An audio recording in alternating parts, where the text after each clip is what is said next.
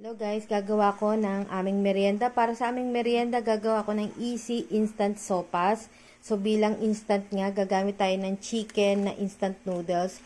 Kahit anong brand guys, gamitin nyo kung ano yung ginagamit nyo sa bahay. Kailangan din natin ng garlic, onion, hotdog. Ito, 2 pirasong hotdog lang to guys. Tapos ito, half lang ito na carrot. And then 1 cup lang na repolyo. So kung may mga tira-tira kayong gulay sa bahay, pwede nyo gamitin sa recipe na to. Tapos, gagamitin tayo ng pepper. And then, syempre, tubig. Kung ano yung naka-indicate sa packaging na tubig, ganun din yung gagamitin nyo. So, since itong isang pack is 2 cups na water at 3 piraso to, so 6 cups of water yung nandito sa ating pichel. Nakalimutan kong i-mention, kailangan din pala natin ng milk o gatas. Kasi sopas nga pala ito. Buti naalala ko. Nagpapainit na ako ng mantika dito. Tapos, unahin na natin igisa yung garlic. Ayan, garlic. Tapos, guys, yung onion. Tapos, guys, yung hotdog. Tapos, guys, yung carrots. Lagyan na rin natin. Nagdagdag lang ako ng onting mantika pa kasi parang dry na dry. So, lutuin lang muna natin guys ang maigi itong carrots at saka itong hotdog bago tayo mag-add ng tubig. Ayan, okay na yan. I-add ko na yung 6 cups of water.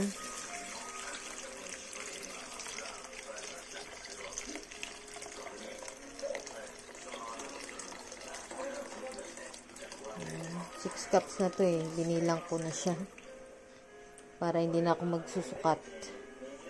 Yan. Tapos i-boil muna natin to guys, tong sabaw. Maglalagay na rin ako ng paminta. Ito pepper. Yan. Tapos i-boil muna natin to guys bago natin i-add yung noodles at saka yung gatas. Painitan muna natin itong tubig, itong ating sabaw.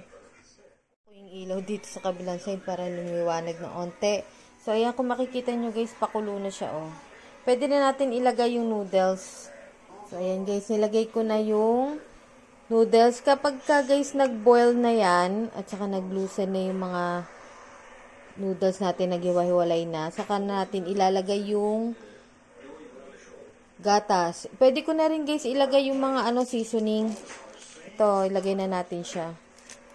So, ayan guys, inad ko na yung seasoning para mamaya onting na lang sa pampalasa.